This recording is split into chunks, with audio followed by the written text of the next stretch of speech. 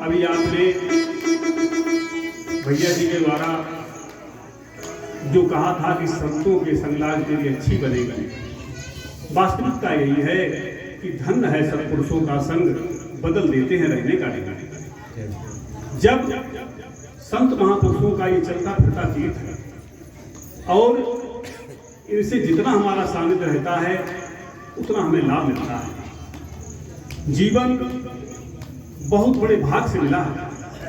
गोस्वामी जी कहते हैं कि नरतन समूह नहीं का बने हूँ देई, चराचर जाचत जेई।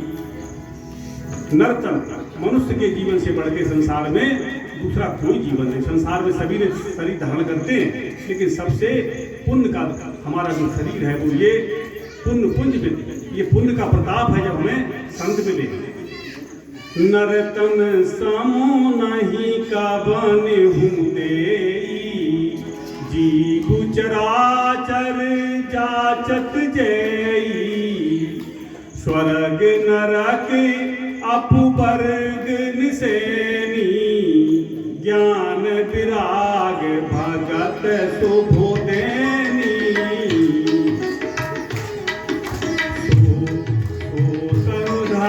हरि भजहि न जेनर, मोहि विषयरत मंद मंद कर। कांच किरिचि बदले में लेहि, कर से डार परस मण देहि। ताहि कबहु भल कहई न कोई,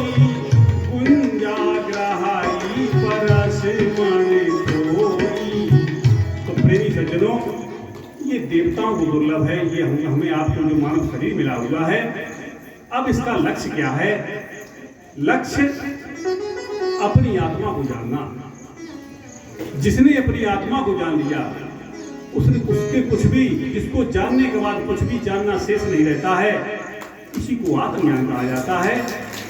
संत महापुरुषों के द्वारा जो बात कही गई और जो प्रैक्टिकल में बात आती है, जो महापुरुषों ने हमें आपको बताया है, राह मार्ग दिए हैं, त्रैगुण विषया वेदा नेष्ठगुण वार्जुन, ये पूरा संसार 3 गुणों का घेरा है। 3 गुण में ही हम आप सभी बरतते हैं।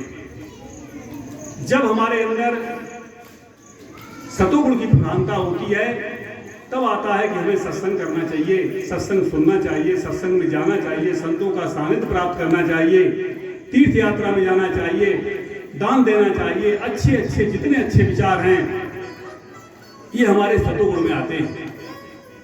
इसको भगवान कृष्ण ने ये कहा कि हे अर्जुन, जो सतोगुण में बरतने वाले हैं वो ज्ञान के अभिमान से बनते हैं, उनके लिए लगा हुआ है।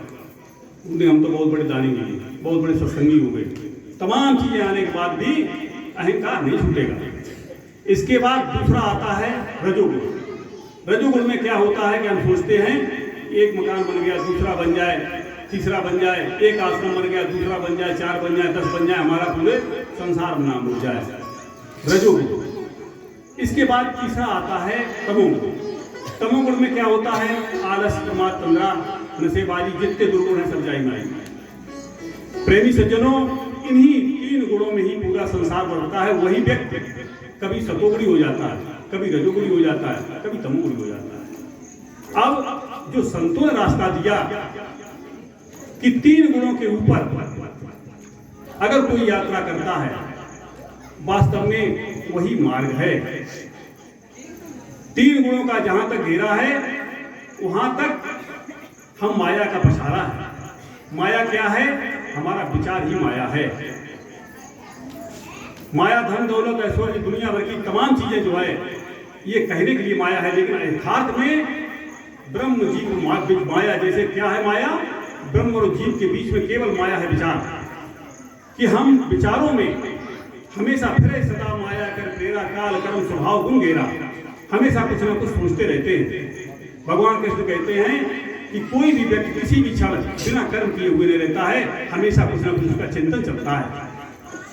तो प्रेमी सज्जनों, जो संत मत है कि इस शरीर में जो ताकत है, जो बल है, जो ऊपर से नीचे तक उतरा हुआ है, हमारे आप में दुख का कारण क्या है? दुख का कारण केवल इतना सा है। गोस्वामी जी कहते हैं चौपाई में कि व्यापक एक ब्रह्म अविनाशी और सत्य चेतन घन आनंद राशि, अस प्रभु हृदय अछत अबकारी और सकल जीवो जग दीन दुखारी। कि ऐसा प्रभु मेरे साथ में है, मेरे हृदय में वास कर रहा है, लेकिन दुख का कारण क्या है कि मेरा उससे परिचय नहीं है। यही दुख का कारण है कि हम कस्तूरी कुंडल बसे मृग ढूंढे बनमाई, ऐसे घटघट राम है मानुष जानत नहीं। कि हमारे राम मेरे अंदर है, अगर हम अपनी आत्मा को जान जाएं। जब संत के द्वारा मार्ग मिलता है तब वास्तव में, जब सूर्य से साथी मिलता है तब कमल खिलता है। ये इस शरीर में प्राण उतरा हुआ है, इसी में भेद हो जाता है। भगवान राम को जिस समय वाल्मीकि जी ने देखा, जैसे ही चेहरा देखा वैसे ही भगवान वाल्मीकि जी कहते हैं कि राम चिदानंद में देह तुम्हारी, कि तुम्हारी देह चिदानंद में, क्योंकि उनका वास ऊपर ही था। जिनका भक्ति के ऊपर वास है, यही सार है जिसके लिए सत्संग होते हैं, जानने के लिए। भगवान कृष्ण की बात करते, भगवान कृष्ण का जो फार्मूला सिद्धांत है, गीता अध्याय 8 के 8वें श्लोक में कहते हैं कि हे अर्जुन, प्राण को मस्तक में अच्छी प्रकार स्थिर स्थापन करें।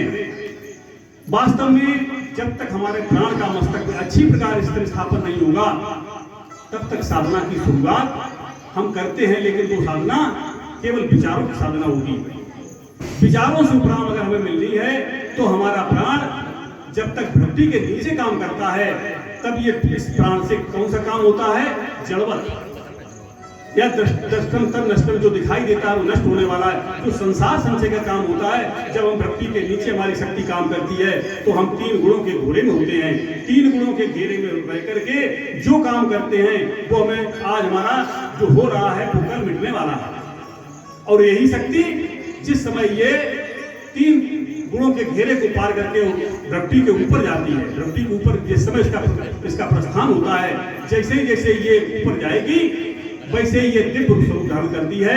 दयाल स्वामी अद्वैतानंद स्वामी जी ने कहा है अपने इरशाद सच्चिदानंद प्रकाश में कि रूह का मुकाम आंखों पर है।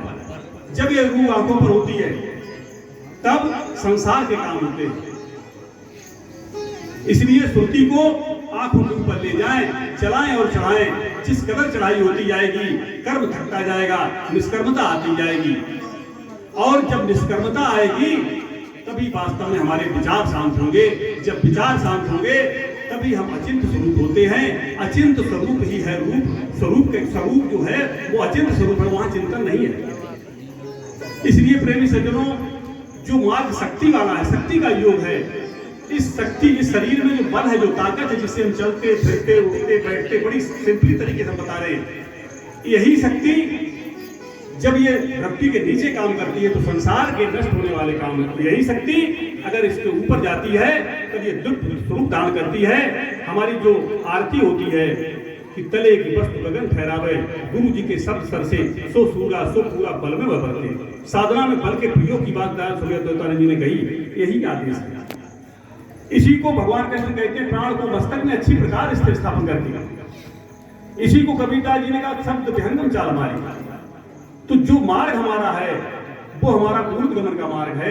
अधोगामी वृत्ति हमारी होती तो हम नीचे से नीचे चले जाते हैं, ऊर्ध्वगामी होती तो अपने स्वरूप को पा लेते हैं। तो स्वरूप को पाने की जो स्थिति है, जो महापुरुषों ने तरीका दिया है, वो इस शरीर की में जो ताकत है, जो शक्ति है, जो बल है, इस बल का प्रयोग हम साधना में करें।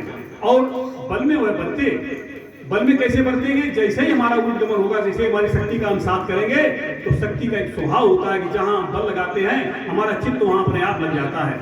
बल के साथ में चित्त जब लगता है तो हमारा चिंतन समाप्त होता है। इसी को एक ब्रह्मानंद जी ने एक छोटा सा भजन है ब्रह्मा संत जी का कि साधो भाग